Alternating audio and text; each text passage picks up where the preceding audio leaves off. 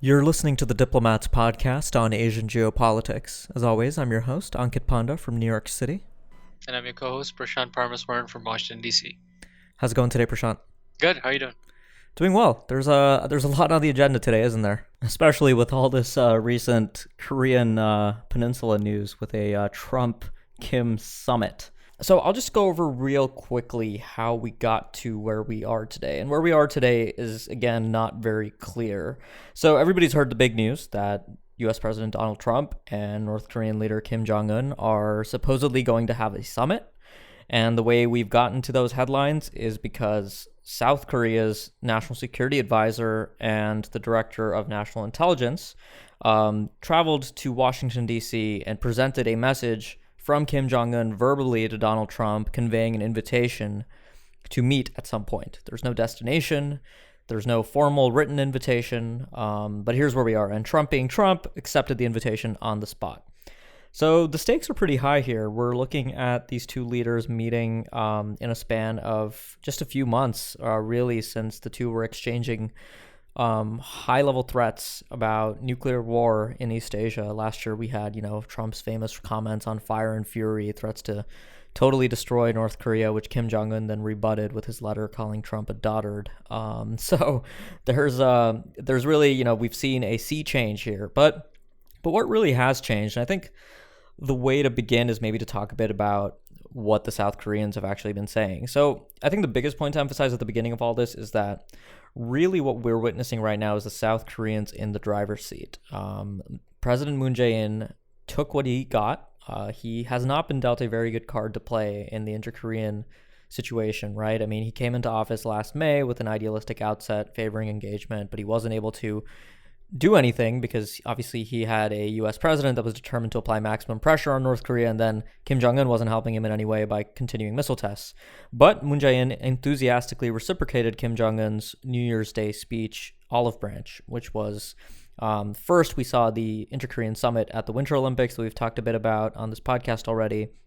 But now we finally got to this point where we had this remarkable moment where these two South Korean envoys led a delegation to meet Kim Jong-un.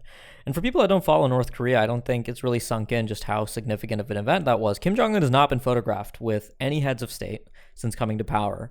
And he's very, very, very infrequently seen with foreigners in general. So the fact that he was standing here with Moon Jae-in's kind of top national security official was really a big deal. In the inter-Korean realm, I mean, certainly those photos will go down as historic, and they'll be superseded certainly at the end of April, assuming there is an inter-Korean summit, which appears to be also on the table. It will take place at the Panmunjom Peace Village on the demilitarized zone. So there's a lot going on here. So the South Koreans go to Pyongyang. They have this boozy lunch with Kim Jong-un. And I think boozy is important here because according to reports, the liquor just kept coming. Kim Jong-un served quite a bit of soju. And in the images that North Korean state media released, very carefully staged for propaganda, you see Kim Jong-un kind of, managing this South Korean delegation who are all smiling, having a good time, taking notes about their conversations. And then these South Koreans come back to Seoul on and this is March 5th, and they put out this 6-point statement that includes a few incredibly significant concessions from North Korea. So first, the South Koreans say that North Korea has agreed to put denuclearization on the table in upcoming talks between North and South Korea and in any future talks with the United States. So it said North Korea had expressed readiness to have candid talks with the United States. And that's not new, right? So we're talking about what's changed and what hasn't. That's really not a new point that North Korea is ready to talk to the United States. Denuclearization also, I mean, it has been on the table in the past in inter-Korean talks and talks with the United States. Obviously, that hasn't really seemed like the case in the last year. But I think people really, last year, the day North Korea tested its Hwasong-14 ICBM, and not a lot of people noticed this because people don't read North Korean propaganda, but North Korea's state media, Rodong Shinmun, the country's state-run newspaper, quoted Kim Jong-un the day after that test, saying that we would never give up our nuclear weapons unless, and here I emphasize unless, there's always a conditional statement here, unless the United States ends what North Korea calls its hostile policy. So that again is on the table, but the South Koreans kind of repackaged it as this new kind of major concession from the North Koreans. And all right, I've been talking a lot, Prashant. I'll just end here for now. We can continue this discussion, get into a bit of a conversation here. But I think the big point is that everything that we've heard so far, out of what the North Koreans are willing to do, has come from South Koreans. The North Koreans have simply not said anything. The North Korean state media coverage of this meeting between the South Korean envoys and Kim Jong-un did not include any mention of denuclearization, did not include any mention of a summit with Donald Trump. It did not include any mention of even tolerating the upcoming U.S.-Korea exercises. So really, there's a lot of confusion right now about what the North Koreans have agreed to, what Trump thinks the North Koreans have agreed to, what the South Koreans think the North Koreans have agreed to. Presumably, we're heading towards a summit in April, and then Trump has said that he will endeavor to meet Kim Jong-un by May. I'm skeptical that that timeline really will make sense, especially given that we've just seen the resignation of the Secretary of State here. But yeah, I think that's where we are. So I've said a lot, but what are your thoughts on all this? Yeah, I mean, I think the key point that you emphasize there is right, which is that, we've been down this road of negotiations and dialogue with North Koreans many times before. And the key thing to emphasize with the North Koreans is you have to make sure that you're getting down to specifics about what they actually mean behind their rhetoric. And we just, as you correctly said, we don't have a sense of what those specifics are. When the North Koreans say, or the South Koreans say that the North Koreans say that they're referring to denuclearization, what does denuclearization mean? Are they meaning something similar to the United States? Because if you look at their previous rhetoric, they clearly don't. And depending on the kind of statements that you're reading, the things that they expect for the United States for them to consider any sort of de-escalation in terms of what they're doing, it can include anything from withdrawal of U.S. troops from the Korean Peninsula, from the United States, as you correctly pointing out, resolving this sort of hostile policy, making changes to its alliances in Northeast Asia, including South Korea and Japan. So there's so many specifics that weren't addressed here, and I do share your skepticism as a result about whether these talks will actually take place. I mean, it is important to emphasize too that this timeline that we've sort of talked about is something that's very quick, given the fact that Trump has to also consult with allies and other partners, right? So he's already made calls to China and Japan subsequently. There have been conversations with U.S. allies, but Abe has to come over here for a meeting with Trump in April as well. And I'm sure the Japanese, given how the news broke and how this has been playing out, have their own concerns about their position in all of this. And with South Korea taking this sort of driver's seat in the negotiations, the Japanese have their own positions, they have their own interests that they want secure. And I do think that, in all of this, you wrote about this as well for us, which is, the concern here is not so much about talks and negotiations. I mean, this is something which is an option that various U.S. leaders and administrations have considered. It's really what's happening around these talks, right? So it's the fact that you have so many personnel that are either not in place or now fired. You have Trump with his own personal approach where he tweets out policy and kind of swings between extremes. And then you also have, it's still very unclear what Trump's position is with respect to allies. I mean, the traditional notion in U.S. foreign policy with North Korea is you want to make sure you're on the same page with your allies across a range of issues so that North Korea can be managed well. But there's so many other points of friction, whether it's on free trade, whether it's on, these basic notions about the free and open Indo-Pacific and what the United States means. These negotiations are taking place now at a level where there's so many uncertainties about U.S. foreign policy more broadly that I think those are being imposed on the North Korea policy itself, right? Mm-hmm. Mm-hmm. Yeah, I mean, there's so much to say about what the Trump administration has really agreed to here. Right, so the administration's big talking point has been that they will not be making any concessions, which, first of all, there's two things to say about that. First, I mean, that's not really a good faith opening position for any kind of productive diplomacy, right? Diplomacy always involves concessions. We saw that with the Iran deal. If you want the North Koreans to give up their nuclear weapons, you will have to give them something in return, be that security assurances of some sort, or more obviously, sanctions relief. That's been the big kind of pressure point. You don't put sanctions on a country as an end in itself. You put sanctions there to use as a bargaining chip in future talks. And the international community has been very successful and very consistent about this over years. So the Trump administration, first of all, really needs to think about what it will give up and what the red lines are. I mean, obviously, if the North Koreans are not stupid. They know that an ask like get off our peninsula, withdraw your troops, withdraw your nuclear umbrella from South Korea, break your alliances, leave the entirety of Northeast Asia. They might even call for U.S. troops to leave Japan. And at the most extreme, they might even call for the United States to disarm its nuclear weapons. I'm not even joking. I mean, they actually ran an editorial in Nodang Shinmun after this inter-Korean meeting. I mean, so if the North Koreans come to the table with offers like that, obviously they're not in a good faith mode. And this was more about Kim Jong-un getting the propaganda victory of being seen with the U.S. president. And this is the second thing, right? I mean, the administration has already made a concession. In fact, they're doing diplomacy backwards with North Korea. I mean, I've been a proponent of talks from the beginning, but the way I always imagine talks, and I think a lot of people imagine talks with North Korea, is you begin at a low level. You have the special representative, someone like Jo Yun, go to Pyongyang, meet a relatively low-level official on the in the Americas department in their foreign ministry, potentially with a representative of the Workers' Party. They start, hammering out very low-level issues, talks about talks.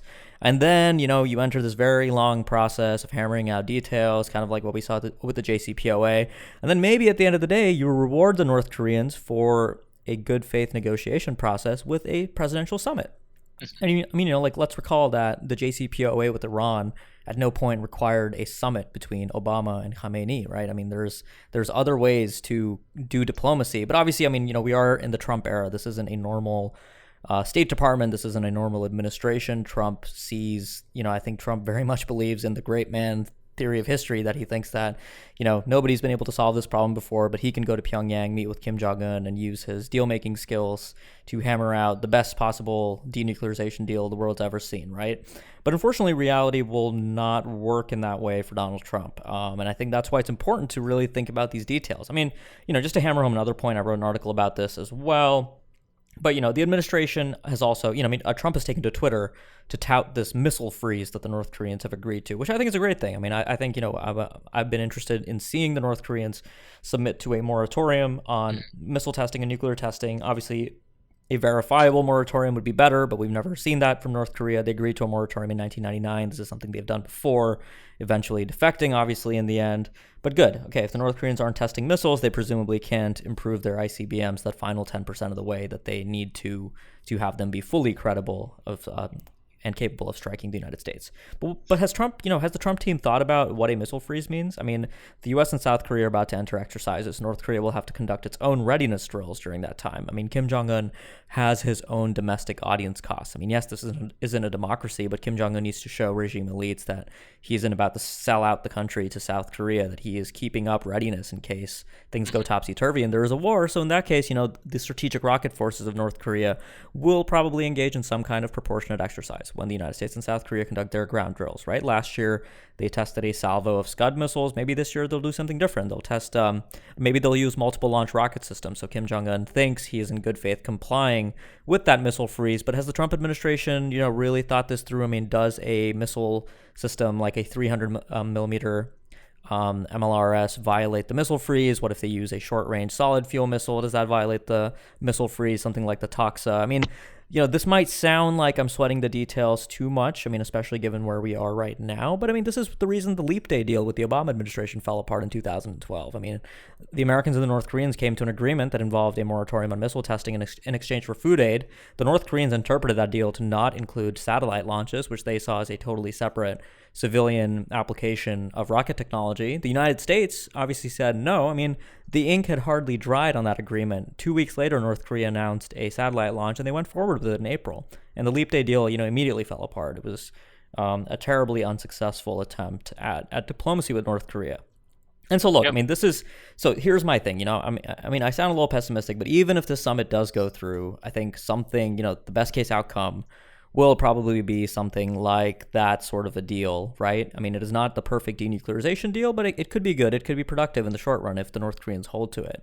But something or the other will happen at the end. I mean, there will be a misunderstanding. The North Koreans will choose to defect for a variety of reasons. The United States will fail to implement its commitments in good faith. And ultimately, The scary scenario that some people have written about is, who does Trump blame when things fall apart? Does he blame Moon Jae-in? Does he blame Kim Jong-un? And what does he do then? Does he see that all options have been exhausted and the only option that remains is the military option? Or does he kind of do what the Obama administration and the Bush administration did, which is just kind of sit on this hot potato and wait to pass it to your successor? I mean, the Obama administration really took that approach with strategic patience, right? You expend all this capital on the JCPOA with Iran, and then at the end of the day, you plan to pass the North Korean hot potato to your successor. So Trump, if all goes well, I mean, you would think that even if an agreement falls apart, the Trump administration would see it fit to just maintain its maximum pressure policy, which is really strategic patience in a different guise, and wait to pass this off. But I'm not so sure. Yeah, I mean, I think you're right to sort of sweat the details here because the North Koreans. It's not like we're starting from scratch here, right? The North Koreans have a record of distrust when it comes to these negotiations, and so it really is important for us to be clear about the parameters of any agreement. And I also think the commentary coming out after these talks were announced, it was really interesting to see because you had concerns about the two extremes of what might happen, right? So, some observers worrying about, Trump falling for some kind of deal that he would cut with Kim Jong Un at the expense of allies and at the expense of U.S. interests. But then on the other hand, this might be an absolute failure, and the summit may not even actually happen. And you wouldn't put it above Trump to just tweet, after multiple conversations with my counterparts, I've decided that we're no longer going to hold these discussions, and end of summit, end of discussion. So there are those two extreme scenarios, and I do think underpinning all of this is really uncertainty about whether Trump's emergence and his elevation of this North Korea issue as something that's so closely tied to a personal priority might complicate the end scenario, which I think is the one that is the most probable one, which is we've talked about this before on the podcast, the U.S. having to live in some way with a nuclear North Korea, right? So if Trump ties his political fortunes and his own personal prestige to these things that he's tweeting out, that the North Koreans have promised to do this and we're going to achieve great things, and he goes and he's not able to achieve that, how is he going to actually save face given what's happening? I mean, this, accepting a nuclear North Korea is already such a big thing for the United States in any administration. But if President Trump, puts so much of his personal appeal and prestige to this goal, doesn't that make it, more difficult for him to actually countenance this as some kind of, face-saving measure or victory in some way? I wouldn't put it above Trump to change the narrative once more, as he's always done. But I do think that's something that really plays into people's minds when you're talking about North Korea, because earlier on we had these conversations about a bloody no strategy. We had conversations about what is the Trump administration's approach to North Korea, but we didn't have Trump come in and sort of tie his sort of personal political fortunes to such a big deal as a summit. But now that he's done that, I do think that makes people very nervous. Yeah. And, one variable that we haven't really talked about is the South Koreans here. I mean, we've talked about how they're leading this whole process of rapprochement between North Korea and the United States, shuttling between Kim Jong-un and Donald Trump. I mean, the South Korean National Security Advisor and the National Intelligence Services Chief became the first two officials from any country to meet both Kim Jong-un and Donald Trump in the span of a week, right? So that's pretty incredible to begin with. But I think the South Koreans have done something smart here, which is that they've set up this inter-Korean summit that has to happen first and has to be successful before the U.S. summit can happen, right? So Moon Jae-in is going to presumably meet with Kim Jong-un and look to extract a joint statement that includes on paper, written down, the assurances that South Korea has already conveyed verbally, right? So that in itself would be a huge victory, I think. Especially, I mean, depending on how denuclearization comes up in that statement, right? If it doesn't come up at all, I think it ends there, and the U.S. probably won't be able to go into the summit for a variety of reasons. But, we might see some iteration of denuclearization appear. I mean, even if it's the propagandistic version of North Korea's hostile policy formulation, which, first of all, I think is really problematic for the South Koreans to submit to, because it effectively shows that they're open to accepting concessions on the alliance. So, that would not be a great outcome, but it's still, I think, better than denuclearization not showing up at all. And then, I think the kind of pipe dream outcome would be something like the 2005 declaration on denuclearization of the Korean Peninsula, which said North Korea would return to the NPT and submit to the IAEA, right? I think that's also maybe a little bit too far at this point for Kim Jong-un. But the South Koreans have done something smart by allowing Moon Jae-in to have that summit first and get something out of Kim Jong-un. I think they prevent that outcome where Trump walks in entirely unprepared with mismatched expectations to reality to meet Kim Jong-un, who stages walks away with a great propaganda opportunity but really concedes nothing. So I think using the outcome of the inter-Korean summit as the stepping stone to some kind of productive discussion with Kim Jong-un is I think the valuable role that the South Koreans are playing here. And I think they've been careful to make sure that they can give Trump something to work with here. But again, I mean, you brought this up earlier that Rex Tillerson was just fired today, leaving the U.S. with basically few people who favor diplomacy with North Korea. He'll be replaced by Mike Pompeo, who's been famously hawkish on North Korea as CIA director. He'll have to go through confirmation hearings. We'll probably be without a Secretary of State for a while. I mean, Tillerson's still in the role, but no one's really going to take his word seriously. Not that they were really to begin with in the past few weeks. But not only that, I mean, you look at the bench in the State Department on North Korea. I mean, Joseph Yun, the special representative for North Korea policy, somehow coincidentally retired the Friday before this major breakthrough, right? So, I mean, that timing was not great. And, we've had no ambassador for the United States in South Korea. Well, we actually have a very capable chargé d'affaires there, Mark Napper, whose name has come up as somebody that could either become a new, a presidential envoy or potentially become a permanent ambassador there if Trump were to go that way. So he's someone that can look at this. Mark Lambert's another name that's been brought up. He's on the Korea desk at the State Department, works on these. So, I mean, there are people that could play a role here, but, this is, when I think about the role that they could play, I mean, it really, again, just does not comport with the reality of what we've observed about the Trump State Department. I think the State Department, would have played a big role in kind of a normal administration where you imagine diplomacy with North Korea ramping up from the lower levels to a presidential summit. But we're beginning with a presidential summit. Okay, unconventional, doesn't necessarily have to fail. Let's talk about, some of the optimistic scenarios too. I mean, people ask me, like, what could Trump get done, even if he doesn't get denuclearization done? I mean, there are a few things here, right? I think one of the big things would be for the two countries to set up military-to-military communications in some way across the DMZ with U.S. versus Korea. You have two nuclear states. They like to threaten each other with nuclear war. It's not a good thing that they can't talk to each other, right? We learned that in the 1950s and early 1960s between the U.S. and the Soviet Union. It's not a state of affairs that's particularly sustainable, especially given the North Korea's highly aggressive first strike nuclear doctrine, their poor command and control, and their lack of sufficient early warning. That just creates very, very dangerous first strike incentives, and the ability to pick up the phone, talk to an American, or pick up the phone, talk to a North Korean can go a really long way. The United States and North Korea don't have that. The two Koreas have that, but it's important for the United States to have that. And, for Kim Jong-un, that would be sort of a propaganda victory as well. He would see it as kind of the United States treating North Korea as a nuclear power on the same level as the United States on one level. So that's the first thing that Trump could get done here, right? And I think that's really positive and not particularly difficult or particularly controversial, in my opinion. I think people will find it controversial for other reasons, legitimizing North Korea's nuclear program, yada, yada. I think avoiding a nuclear war should override those considerations. And the second thing Trump could get done is an open-ended moratorium, a verifiable moratorium, a freeze on missile testing and development.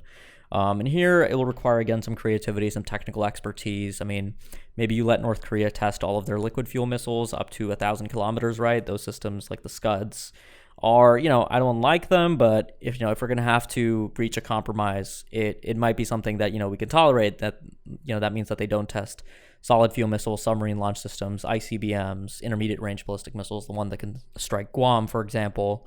And in exchange, they might request some kind of aid or plausibly sanctions relief. And I think the United States should be ready to implement some of that. I mean, again, sanctions are not an end in themselves. So those are just a couple things that I think could really come out of this and be productive. Again, I don't think it's realistic that either of those outcomes can really be taken for granted or a summit can be taken for granted. But that's not to say that, just because we're not particularly faithful in Trump's ability to actually cinch a deal with North Korea, that there isn't any value here in talking. Yeah, I mean, I'd agree with that. I mean, the verification piece is going to be very important. Given North Korea's previous record of distrust and cheating in this respect, that will be the sort of difficult piece of that. And the other thing is, you mentioned aid and assistance. I mean, that's something which I think personally that's easier for the U.S. to concede rather than some of these other sort of military concessions, right? Like whether it's suspension of certain exercises, whether if they're talking about adjustments in U.S. defense posture. I mean, you'll note, when this sort of dual freeze proposal that was floated, entered Washington D.C., that proposal was treated with a lot of sort of skepticism, right? Because it's sort of seen as a broader question of U.S. commitment to the region rather than just U.S. North Korea relations or U.S. relations with Northeast Asian allies. But I think that'll be sort of a difficult piece to achieve. But the other thing is, you mentioned that there's this um, sort of gap, I guess, of officials who potentially be for engagement. And there are sort of figures who'd be able to step into that position. I think the one thing that's striking about Trump relative to some of the other presidents that we've had, right? Whether it's Obama, whether it's even John F. Kennedy, go back decades. This is a president who doesn't want major disagreements with his views in top high-level officials, right? So if you note after Tillerson's firing, what did Trump say? Trump said, well, he disagreed with me on policy, and we just didn't see eye to eye. And maybe Pompeo, given the fact that we have more of an agreement, that might be better for U.S. policy. So my very pessimistic prediction here is that irrespective of who you have, in the diplomatic bench, what Trump wants to do with North Korea policy, if it's something that's elevated to a level of a summit and he ties himself to it, nothing will really be able to get done at that high level. I mean, I do think if this is something that becomes a failure, or perhaps it doesn't achieve as much and it's kicked back down to the lower levels, that's actually when you might see a lot more action. But I personally, I'm doubtful that we'll see much change there. Yeah. So, all right, I think we've mostly touched on the big points. I mean, I think this is going to be one of those issues that's going to be looming over the U.S. Asia agenda for the next few months, or maybe it blows up by next week. You never know. Like you said, Trump might just come out and tweet that enough is enough. The North Koreans haven't actually told us anything about denuclearizing, so they're probably not serious. But again, we don't know. There are reports that the South Koreans told Trump something specifically that has not appeared in the press yet. Sounds a little mysterious. There's speculation that apparently the South Koreans might have conveyed that Kim Jong-un gave them an assurance that he would release the 3 American citizens who continue to be in North Korean custody. So that's interesting. Again, I don't know if that's true or not, but I can imagine that being something that would get Trump's interest, right? He looks, with the upcoming midterms coming up and obviously re-election in 2020, being the guy who rescued all the remaining American citizens after the tragic fate of Otto Warmbier, who Trump has sadly turned into something of a political prop on North Korea policy. I think, I can see Trump going for that. So again, we don't know the full picture here. There's a lot going on that only the South Koreans really know, to be honest. So we'll definitely be coming back to this soon. Yeah, Go ahead. No, I said I do think what you said about the midterms I think is a really crucial point, and I think it's important for listeners to keep that in mind, because I think we saw a lot of commentary coming out after the announcement of talks last week, and if you look at it from Trump's perspective and you look at it in terms of the news media coverage, right? When you looked at the news coverage at the beginning of the day, it was about tariffs, it was about the Russia investigation, it was about Stormy Daniels. By the end of the day, all the news outlets, the major news outlets, were talking about North Korea and this issue first, and all these other concerns about President Trump were actually second on the radar. So if you look at it from a short-term media coverage perspective for President Trump, it was actually a win, and the fact that it's a primary year I think is a really important consideration for him because as some people have argued, I mean, this is a president who hasn't stopped campaigning since he's come to office. Right, you're absolutely right. And actually, the perfect piece of evidence is in his recent campaign rally. He talked about all of this North Korean news, and he said, we'll see what'll happen. Things are really open ended right now. But hey, the press praised it. He actually said that. Yep. I mean, I think that's absolutely a real big part of this. I mean, I'm not one of those people that thinks Trump's playing like 12-dimensional chess with everything that he does, and like is a master manipulator of the media. But I mean, he does get this stuff. He does get how to control the news cycle for a span of weeks. So we'll see if this actually leads to something. I mean, maybe he even forgets he agreed to a summit, and then it comes up, and then he gets on a plane grumbling and goes to meet Kim Jong-un, gets it over with. I mean, anything could happen. We have been crossing kind of new firsts in what's possible in U.S. foreign policy. So we'll see where all this goes. But Prashant, thanks a lot for joining me today. Yeah, good to be with you. So for our listeners, if you liked what you heard on the podcast, make sure you subscribe. And if you're a subscriber and you've been listening for a while and you like what you hear on the podcast, do leave us a review on iTunes or Google Play. It really helps the show out. So thanks a lot for listening, and we'll be back next week with more.